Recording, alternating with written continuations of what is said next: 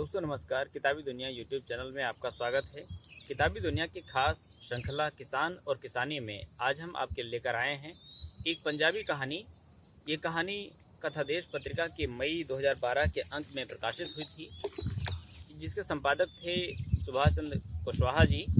इस कहानी को लिखा है बलवंदर सिंह बराड़ जी ने और इसका अनुवाद किया है सुभाष नीरव जी ने। हम कथादेश पत्रिका से साभार आपके लिए इस कहानी को प्रस्तुत कर रहे हैं।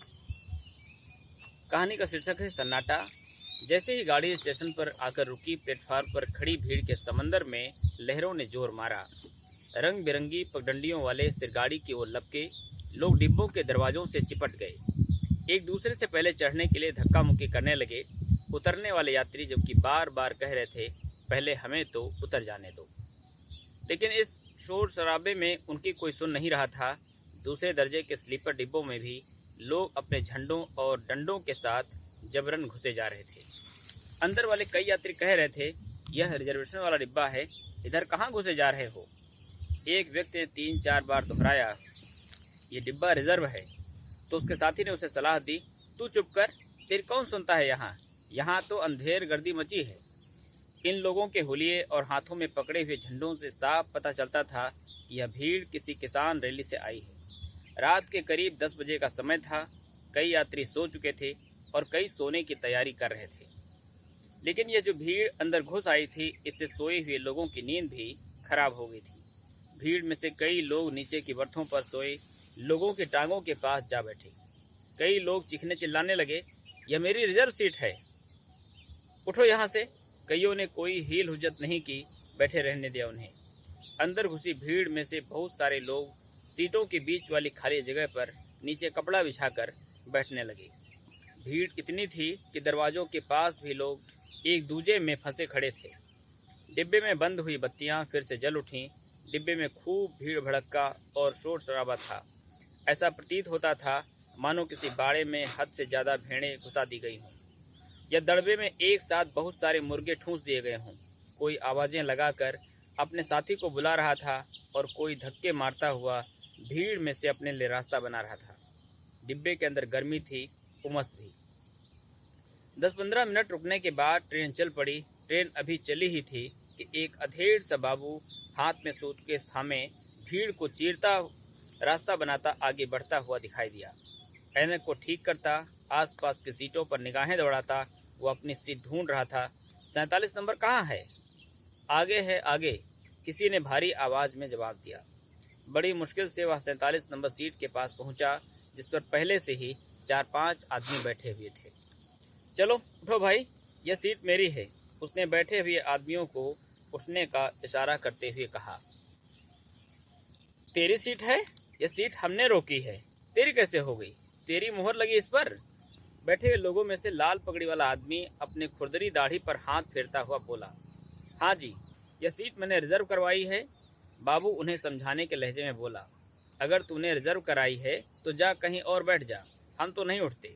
लाल पगड़ी वाले के दाईं तरफ बैठा सफ़ेद दाढ़ी वाला बोला। उसकी नासमझी वाली बात सुनकर कई हंस पड़े और कई मुस्कराने लगे। कमाल है यार, कमाल, जिसके नाम पर सीट रिजर्व है मैं कहीं और बैठ जाऊं, और तुम जो लगता है बिना टिकट चढ़े हो, ठाठ के साथ मेरी सीट पर बैठे हो। वाह, यह क्या बात हुई भला? बाबू थोड़ा तल्खी से बोला, मैं तुझे बताऊं अभी की बात क्या हुई ना? तू हमारी टिकट की बात करता है, तू टीटी लगा है। मैं तेरी ये जुल्फें से उखाड़ कर तेरे हाथ में पकड़ा दूंगा, कहीं बनता फिरता हो, 2 मारूंगा तेरे मुंह पर खींचकर। लाल पगड़ी वाला गुस्से में भड़क उठा। ऐसे कैसे मारेगा तू मुंह पर, बताऊं तुझे अभी? लाल पगड़ी वाले ने खड़ा होकर बाबू को गर्दन से पकड़ लिया। एकदम हो हल्ला मच गया। 2-3 लोग बाबू को छुड़ाने लगे, उन्हें शांत कराने लगे। आसपास की सीटों वाले लोग भी उठकर खड़े हो गए। रैली वाले आदमी भी एक दूजे को धकियाते झगड़े वाली जगह की ओर बढ़े। भीड़ में से कोई कह रहा था, छोड़ो भाई छोड़ो, लड़ो ना, लड़ाई में कोई फ़ायदा नहीं है। तुझे नहीं पता, हम पहले ही बहुत सताए हुए हैं। एक तो सरकार हमें फसलों के अच्छे दाम नहीं देती, ऊपर से हम सारा दिन रैली में धक्के खाकर आए हैं, भूखे प्यासे, और अब तू हमें टिक कर बैठने नहीं देता। लाल पगड़ी वाले के साथ बैठा घसमैली सी पगड़ी वाला एक आदमी बोल रहा था। वह अभी भी सीट पर बैठा हुआ था, जबकि बाकी सब झगड़े के कारण उठकर खड़े हो गए थे। पकड़ लो इसको, लगा दो ठिकाने। दूर से ही भीड़ में एक निहंग सिंह ऊंचे स्वर में बोला, देखना बाबा, अपना बर्छा संभाल के, तुम तो मेरी आंखें निकाल देते। ऊपर वाली सीट पर बैठा एक व्यक्ति निहंग सिंह के खड़े किए हुए बर्छे को हाथ से दूर हटाते हुए कह रहा था। लाल पगड़ी वाला और उसके साथी फिर सीट पर बैठ गए थे। बाबू के पक्ष में ऊपर की सीट पर बैठा एक सिर्फ मोटा सा बंदा बोल रहा था, ये बात गलत है। जिस बंदे ने रिजर्वेशन करवा रखी है उसे तुम बैठने ही नहीं देते। इस तरह तो तुम लोग थोड़ी देर में हमें भी सीटों पर से उठा दोगे। दूसरे दल के लोगों की संख्या अधिक होने के कारण डर का मारा दूसरा कोई उन्हें कुछ नहीं कह रहा था। उनमें से ही एक नरम स्वभाव वाला लंबा सा आदमी बोला, वैसे ये बैठने को कब रोकते हैं? बिठा लो जी बेचारे को अपने साथ। खिसको भाई थोड़ा सा, साथ बैठने से हमने कब रोका? ये तो उल्टा उल्टा कहता है, तुम उठो, हमें कैसे उठा देगा ये? सफ़ेद दाढ़ी वाला ढीला पड़ते हुए बोला। दूसरों के कहने पर उन्होंने थोड़ा सा खिसक कर जगह बनाते हुए बाबू को अपने साथ बिठा लिया। डिब्बे में थोड़ी शांति सी हो गई। जो लोग इकट्ठा हो गए थे अपनी अपनी जगह पर जाने लगे। शोर शराबा घटते घटते गाड़ी के पहियों की आवाज़ में दबकर रह गया। कभी कभी किसी के मोबाइल फ़ोन की रिंग बजती और हेलो हेलो की आवाज़ उभरती। एक एक करके कई बत्तियां बंद होती चली गईं। डिब्बे के अंदर रोशनी कम होती चली गई। बहुत से लोग सीटों के बीच वाली जगह पर नीचे ही लेट गए थे। किसी को टांगे फैलाकर लेटने की जगह मिल गई थी। कई जगह न मिलने के कारण टांगे सिकोड़े हुए ही लेटे थे। कईयों को देखकर यह कहना कठिन था कि ये बैठे हैं या लेटे हुए हैं। गाड़ी की रफ्तार कम होने लगी। गाड़ी अगले स्टेशन पर रुक गई। बाबू को प्लेटफार्म पर खड़ा टीटी दिखाई दिया तो उसने खिड़की में से टीटी को पुकारा, टीटी साहब, सर ये सीट खाली करवाओ। कुछ लोग मेरी रिजर्व सीट पर कब्जा किए बैठे हैं। मैं बस इसी डिब्बे में आ रहा हूँ। टीटी की आवाज़ आई। लाल पगड़ी वाला फिर भड़क उठा, जा बुला ले अपने जिस टीटी बाप को बुलाना है, हम नहीं छोड़ते सीट। तेरे टीटी को और तुझे चलती गाड़ी में से नीचे फेंक देंगे। ऐसे कैसे फेंक दोगे बाहर? तुम्हारे बाप का राज है, बाबू बोला। तू बैठता है आराम से कि नहीं? तेरे दो मारूंगा गर्दन पर, लाल पगड़ी वाला दांत पीसता हुआ बोला। लड़ाई फिर छिड़ गई। कई लोग कच्ची नींद में से उठकर बैठ गए। डिब्बे की आधी बत्तियां जो बंद हो गई थीं फिर से जल उठीं। मैंने तुझे पहले ही कहा है कि हम बड़े सताए हुए हैं। सरकार हमें फसलों के ठीक से दाम नहीं देती। हम गले गले तक कर्ज में डूबे हुए हैं। हम मरने मारने पर आए पड़े हैं। ऊपर से तू हमें परेशान न कर। घसमैली पगड़ी वाला फिर बोल उठा, परेशान मैं कर रहा हूँ कि तुम कर रहे हो? एक तो तुम लोग जबरदस्ती रिजर्वेशन वाले डिब्बे में घुस आए हो, दूसरा मेरे सीट पर कब्जा किए बैठे हो। मैं रेलवे पुलिस से शिकायत करूंगा, बाबू बोला। ठहर तेरी तू तो जब शिकायत करेगा तब करेगा। मैं तुझे अभी बताता हूँ शिकायत कैसे की जाती है। लाल पगड़ी वाले ने फिर बाबू की गर्दन में हाथ डाल दिया। छोड़ दो, लड़ो मत।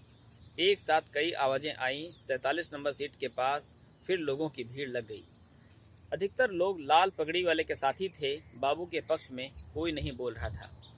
तुझे हो क्या रहा है? तू आराम से बैठ नहीं सकता? उनमें से कोई एक अपने सिर पर लिए डिब्बेदार अंगोछे को ठीक करते हुए बाबू को घूर रहा था। कुछ देर में उन्हें फिर से चुप करवाकर साथ साथ बिठा दिया गया। लोग फिर अपनी अपनी जगहों पर बैठने लगे। सोए हुए लोग जो उठकर बैठ गए थे फिर से सोने की कोशिश करने लगे। डिब्बे में बत्तियों का प्रकाश फिर मध्यम होने लगा।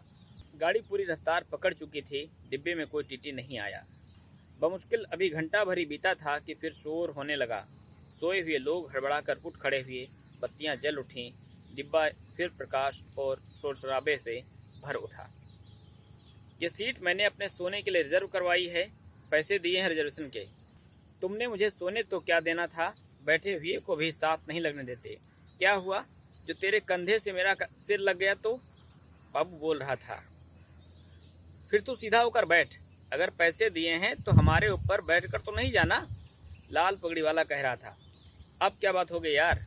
ऊपर 43 नंबर वाली सीट वाला चिड़चिड़ा सा मुंह बनाकर पूछ रहा था। बात क्या होनी थी? मुझे बैठे बैठे को जरा नींद आ गई और मेरा सिर इसके कंधे से लग गया। इसने तो मुझे धक्का देकर नीचे ही गिरा दिया। बाबू बता रहा था। और यह जो नीचे लेटा है ये मेरे गले पड़ गया कि हमारे ऊपर क्यों गिरता है। कहाँ से वास्ता पड़ गया अनपढ़ बेवकूफ़ों से। ठहर तो ज़रा, तू हमें अनपढ़ बताता है। ओए, पूरी 4 जमातें पढ़ी हैं, तुझे बीए पास की माँ को तो ऊपर से बेवकूफ़ बताता है हमें। बताता हूँ तुझे तो मैं।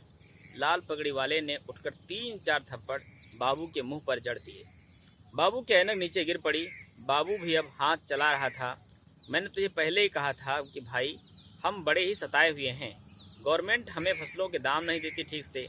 महंगी खाद, महंगे स्प्रे, महंगे बीज, डीजल ने हमारी कमर पहले ही तोड़ रखी है। कर्जों ने हमारा बुरा हाल किया हुआ है। हम मरने मारने पर आए हुए हैं। घसमैली पगड़ी वाला भर्राई आवाज़ में बोला। चलो साले को फेंको जल्दी गाड़ी से बाहर। ये कहते हुए लाल पगड़ी वाले ने बाबू को बाहों में कस लिया और धकेलने दिया। ओ रहने दे, तो छोड़ दे। फिर भीड़ में से कई आवाज़ें उभरी। बाबू को लोगों ने छुड़वा दिया। ऊपर 33 नंबर वाला ऐनक खोजते हुए बाबू को बोला, बाबूजी छोड़ो, आप ऊपर आ जाओ मेरे पास, हम दोनों सो जाएंगे पतले पतले। यूं ही लोगों की नींद खराब किए जाते हो। सब परेशान हो रहे हैं। आधी रात हो गई है। बेकार का स्यापा डाल रखा है। आ जाओ ऊपर। 1-2 अन्य व्यक्तियों ने कह सुनकर बाबू को ऊपर 38 नंबर वाले के साथ लिटा दिया। घसमैली पगड़ी वाला भीड़ में से पाखाने की ओर चल पड़ा। वह बड़बड़ा रहा था। कहते हैं हम किसानों को क्रेडिट कार्ड देंगे, कर्जा लेना आसान हो जाएगा। बात कर्जा लेने की नहीं, कर्जा उतारने की। कर्जे ने तो पहले ही मार रखा है। फसलों के भाव तुम्हारा बाप देगा। लोग फिर अपनी अपनी जगह पर लौटने लगे। कईयों ने नींद खराब होने के कारण बुरा और चिड़चिड़ा समूह बना रखा था। कई तमाशबीन लड़के मुस्करा रहे थे। एक लड़का जिसकी मसें फूट रही थीं, अपनी पगड़ी पर हाथ फेरता हुआ कुटिल सी हंसी हंसता हुआ लाल पगड़ी वाले की नकल उतारता बोला, हम अनपढ़ नहीं हैं। यूं तो मैं भी 7 जमातें पास हूँ, 8वीं से हटा हूँ। उसका साथी बोला, पड़ा रह चुप होकर। अगर तू 8वीं से हटा है, तुझे पता है बीए पास ने 4 थप्पड़ खाए हैं। इसका मतलब है 2 थप्पड़ खाने का तो तेरा भी हक है। उसकी बात सुनकर आसपास के सभी लोग हंस पड़े। एकाएक दरवाजे के पास शोर मचा। एक साथ कई आवाजें उभरी। अरे ये क्या, पकड़ो, बस गया वो तो। क्या हुआ, छलांग लगा दी? हाँ, छलांग लगा दी? किसने? कौन था? किसने छलांग लगा दी?